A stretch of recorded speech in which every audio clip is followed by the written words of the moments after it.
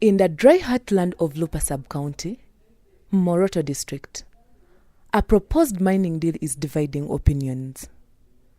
At stake more than 1,000 acres of community land in Kagadel village and renewed promises of development. Megastone Quarry Namobilu Limited, through the Rupa Community Development Trust (LUCODET), is seeking community consent as it applies for a smaller scale mining license. The consultations focus on surface land rights, a binding development agreement, and an environmental and social impact assessment. And this is one of the villages that is being affected by the activities of the investors, especially the mining activities, the mineral exploration. So this village is majorly affected.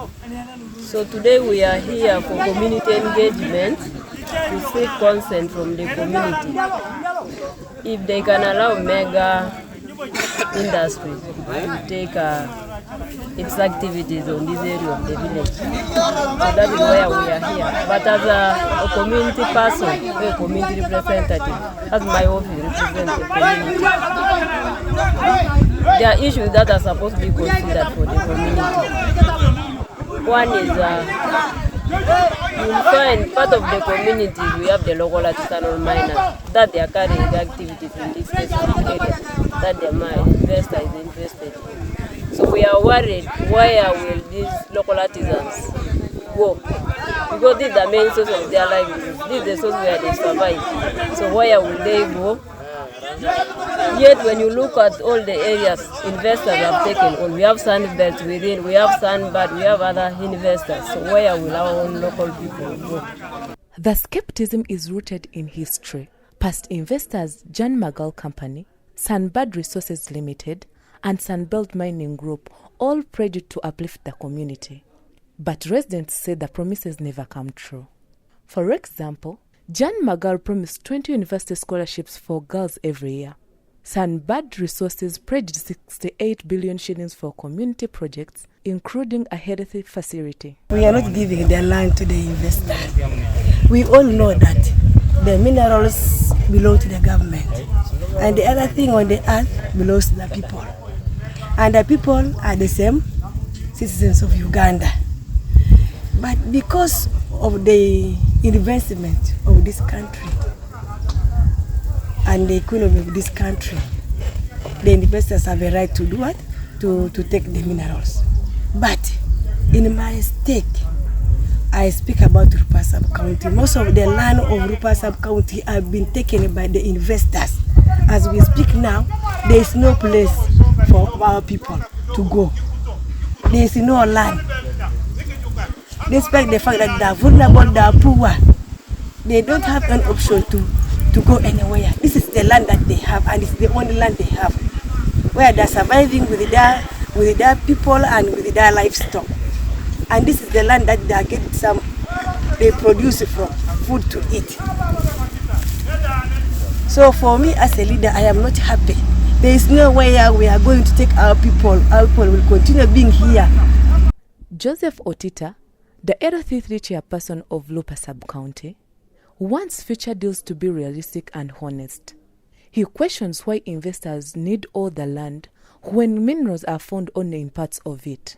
The land here we are giving out, we want the investor to concentrate mostly just where the mineral is.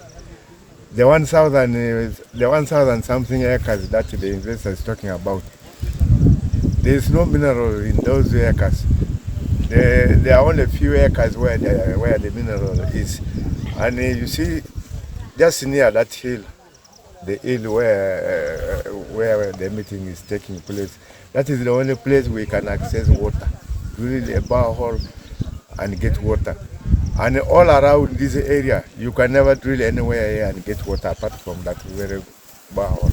That's why whenever it breaks, you just drill one within that very area. You can see the cattle crash here. You can see the school here. And all these are covered in the 1,000 acres. And so we want to work together with the investor, let the investor concentrate to pick the mineral from wherever it is around here. because the mineral, we can't leave mineral down. It has to be mined for the benefit of the country. Moses Nyeko, a consultant with Megastone Kwali Namobilo Limited, insists this time will be different. He says the company is committed to signing and binding community development agreement and launching a livelihood support initiatives. The law conditions us to secure community development agreements and surface land rights, and that we could not think for the community. We had to come and interact with them and get what they really want. Yes, under split estate, government owns the mineral tenement, the people own the land, and we are supposed to negotiate and show proof of consent on acquisition of the land, either by lease, either express sale or buying, and so on. So it is open. It is a negotiation. It's open. So what we saw, tempers are there, yes, it's understandable. Others seem to have understood, having interacted with various investors before, and have also been in these negotiations before. But today, I can say the people are quite sober. They know what it means. But theirs is, where will their subsistence be? Where will their livelihoods be? The place is infertile because of the mineral endowment. Yes, we take those concerns in good faith, but we want to translate it in terms of a community development agreement that is binding. And unlike other investors, we don't want to lie. We don't want to over-promise. We want to say what we can. The people of Rupa have had it all before. Now, they wait to see, will this deal finally deliver, or will it become just another chapter of broken promises? Agreements are made, especially on environment and social safeguards. But in these agreements, there are issues that are agreed upon. But at the end of the day, they don't comply, especially on environment. So I urge all the investors that whatever is stipulated in the agreement, especially on environment, at the end of the stipulated time that agreed by the community or by the owners of the land, let them also comply on the issues of environment. They come and destroy our cultural sites, our trees, they create juju pits, but at the end of their timeline, they leave all these that are dangerous to our community. So let the agreement be complied upon at the end of the timeline. Story compiled by Eyoku Godfrey for Uganda Radio Network, Moroto District.